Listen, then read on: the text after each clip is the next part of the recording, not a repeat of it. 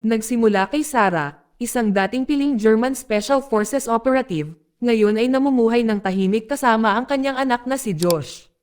Matapos mawala ang kanyang asawang sundalo sa isang pagsabog at nakikipagpunyagi sa PTSD, isang traumatikong flashback ang naging dahilan ng pag-atake niya sa isang lalaki dahil sa kanyang panik. Sa loob ng 2 taon, walang humpay siyang nagsanay sa pagsisikap na manatiling saligan habang nagdadalamati. Ngunit sa kalaunan, nagpasya siyang magsimula ng bagong buhay sa US, umaasang iwanan ang kanyang nakaraan. Sa airport, nakatanggap siya ng tawag mula sa isang dating kaibigan sa militar na nagsasabing ang kanyang huling misyon, ang pumatay sa kanyang asawa, ay maaaring isang setup. Ngunit nang walang patunay, hinayaan ito ni Sarah. Hindi nagtagal pagkarating sa Amerika, bumisita si Sarah sa embassy para hawakan ang kanyang mga papeles sa imigrasyon. Puno ang lugar. Habang naghihintay, hindi mapakali si Josh, kaya dinala niya siya sa isang malapit na playroom at iniwan siya doon sandali upang muling sumali sa linya. Lumipas ang 20 minuto at halos hindi gumagalaw ang linya. Lumabas si Sarah upang tingnan si Josh, ngunit natigilan siya nang lampasan niya ang isang kulot na buhok na lalaki na agad na nagtaas ng pulang bandila. Pagdating niya sa playroom, wala na si Josh. Sa takot, hinanap niya kung saan-saan at inalerto ang seguridad. Si Eric, ang pinuno ng seguridad ng embahada, ay pumasok at nangakong tutulong. Ang mga bantay ay ipinadala sa buong gusali. Pagkatapos ng 30 minutong walang lead, binanggit ni Sarah ang lalaking kulot ang buhok. Mabilis na hinayla ni Eric ang kanyang kinatawan, si Donovan, na dinala ang mga log ng bisita at footage ng camera, ngunit nabigla silang lahat sa footage. Ipinakita nito kay Sarah ang pagpasok ng mag-isa sa embassy. Walang palatandaan para kay Josh. Iginiit ni Sarah na kasama niya ang kanyang anak. Sumiklab ang tensyon sa pagitan nila ni Donovan hanggang sa pinakalma ni Eric ang sitwasyon. Ngunit may nagbago. Ang misyon na hanapin si Josh ay naging isang labanan laban sa isang bagay na mas malaki. Ito ay hindi na isang kidnapang lamang. Dahil sa mga pagpipilian, tinawagan ni Sarah ang kanyang ina para humingi ng tulong. Ngunit sa halip na suporta, hinimok siya ng kanyang ina na uminom ng kanyang mga gamot, na nagpapahiwatig na ang trauma ay nasa kanyang ulo. Sa pakiramdam na inabandona, nagpasya si Sarah na kumilos ng mag-isa.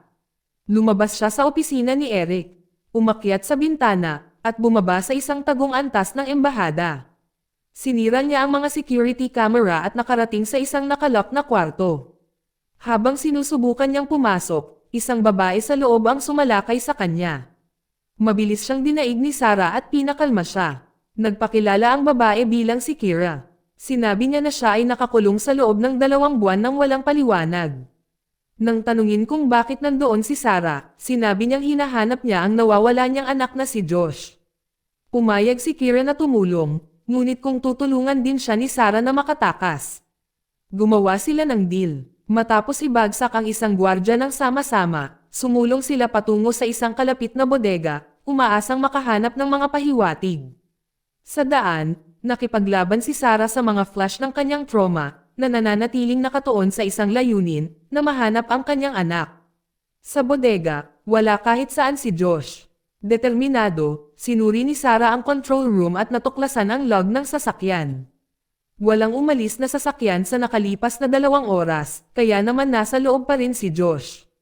Pagkatapos ay nakita niya ang isang locker na may markang malaking G na tumutugma sa logo sa kamiseta ng kulot na buhok.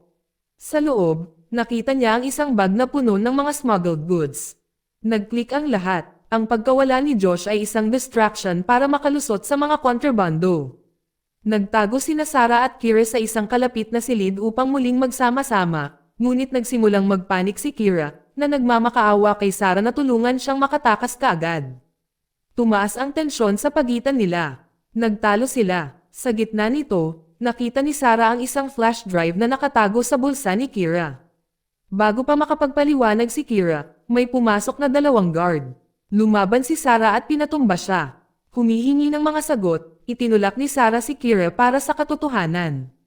Sa wakas ay ipinahayag ni Kira na siya ay anak ng isang makapangyarihang politiko at ang flash drive naglalaman ng mga sensitibong intel.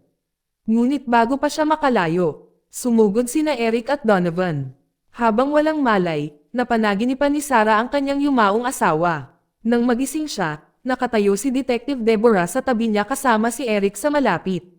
Ipinakita niyang muli ang kanyang security footage, na sinasabing pumasok siya sa embahada ng mag-isa. Hindi kasama si Josh. Kalmadong iminungkahi ni Eric na si Josh ay isang kathang-isip lamang ng kanyang trauma. Sinubukan ni Deborah na aliwin siya at sinabing may paparating na psychiatrist. Pagkaalis nila, isang babaeng nakasombrero ang pumasok at pinalaya si Sarah. Si Kira pala iyon, naniniwala siyang totoo si Josh, kahit na nagsimulang tanungin ni Sarah ang kanyang sariling katinoan. Upang patunayan ang kanyang sarili, sinabi ni Kira ang buong kwento.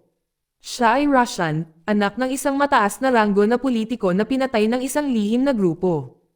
Hawak ng flash drive ang ebidensya at ikinulong siya ni Eric para kunin ito. Nagsimulang magtiwala si Sarah sa kanya. Pagkatapos ay kumuha ng gunting si Kira at nagbanta na sasaktan ang sarili. Pinigilan siya ni Sarah, sa wakas ay nakumbinsi na siya. Nakatakas sila sa isang bintana at muling nagsama-sama. Naalala ni Sarah ang locker ng lalaking kulot ang buhok. Kinuha niya ang kanyang kontrabandong bag at magkasama silang nagpatuloy, iniiwasan ang mga kamera at sinusubaybayan siya. Matapos ang mahabang paghahanap, nakita ni Sarah ang kulot na buhok na kumakain sa cafeteria. Hinarap niya ito, sinabing nasa kanya ang kanyang smuggled na bag, at hiniling na ibalik niya ang kanyang anak. Mukhang nataranta ang lalaki. Nanumpa siya na hindi siya nagkidnap ng sinuman, sinabing siya ay isang tech na tao na nagpuslit sa gilid. Napagtanto ni Sarah na nagsasabi siya ng totoo. Gayunpaman, nakipagkasundo siya na maibabalik niya ang kanyang bag kung isasara niya ang mga security camera. Pumayag naman siya at pinatay ang mga kamera. Di nagtagal, nakita ni Sarah si Eric na kumakain ng tanghalian kasama ang kanyang anak na babae. Nang sumugod ang staff tungkol sa pagkawala ng kamera, nagmamadali siyang umalis. Ang kanyang anak na babae ay hindi sinasadyang naiwan ang kanyang telepono. Hinawakan ito ni Sarah. Nang maglaon, sa isang banyo, binigyan siya ng tech na lalaki ng access card. Ibinalik ni Sarah ang kanyang bag. Gamit ang isang card, pumasok sila ni Kira sa opisina ni Donovan at nahak ang kanyang mga file. Nagulat si Sarah sa nakita nila. May isang buong profile sa kanya, kasama ang kanyang kasaysayan ng labanan at kalusugan ng isip. Ngunit ang mas masahol pa, natuklasan nila ang patunay na si Eric ay naglalabas ng intel sa mga terorista. Ipinaliwanag ng pagtataksil na iyon ang lahat. Itinayo ni Eric ang kanyang koponan. Gusto niyang mawala siya dahil siya ang huling nakaalam ng totoo. Ngayon ay sigurado si Sarah sa dalawang bagay. Si Josh ay totoo, at kinuha siya ni Eric upang takpan ang kanyang mga landas. Sa sandaling iyon, biglang pumasok si Donovan, na napilitang makipag-away si Sarah. Siya at si Kira ay nakatakas, nakikipagkarera upang mahanap si Detective Deborah at ilantad ang mga krimen ni Eric. Inalerto ni Donovan si Eric na na-access ni Sarah ang kanyang mga file. Nataranta, inutusan siya ni Eric na subaybayan siya at tapusin ito. Nakarating sina Sarah at Kira sa isang bodega. Sa malapit na mga manggagawa, sinabihan ni Sarah si Kira na umalis. Kailangan niyang manatili at hanapin si Josh. Nag-alinlangan si Kira, natatakot na pumuntang mag-isa, ngunit kinumbinsi siya ni Sarah na ito ang tanging paraan upang mabuhay. Nangako silang muling magsasama kapag natapos na ito. Nadulas si Kira sa isang delivery truck at nakatakas.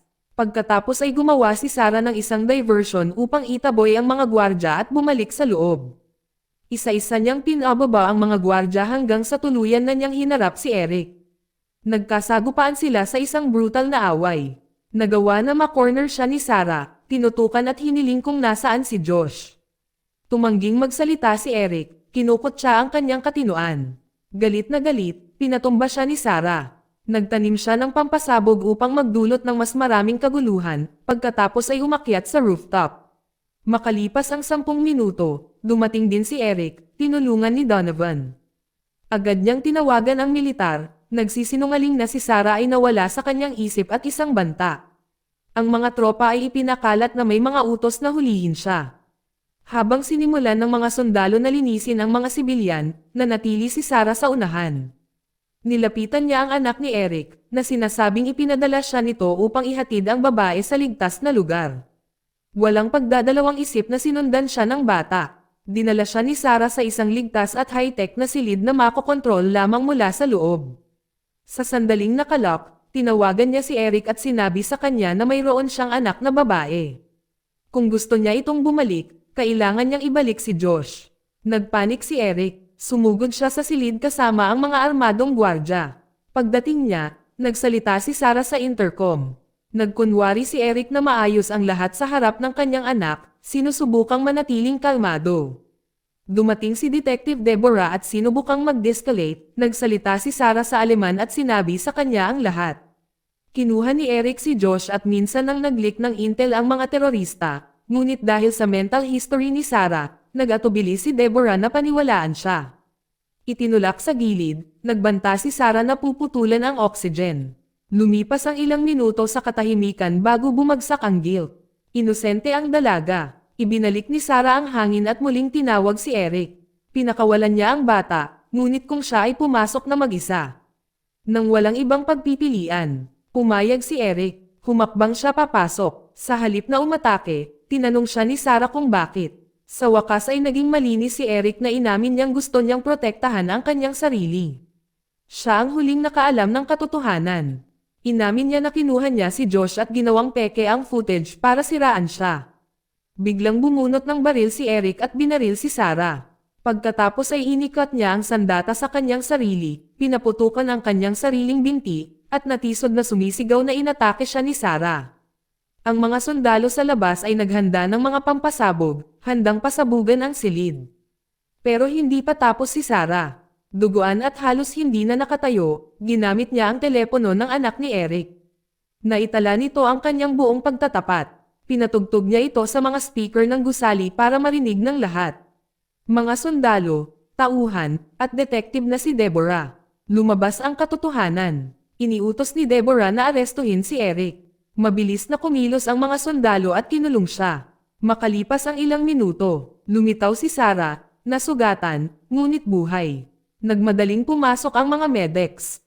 Pagkatapos ng buong sweep, natagpuan ng mga military team si Josh na nakatago sa isang lihim na silid sa buong panahon. Maya-maya, nagising si Sarah sa isang hospital bed.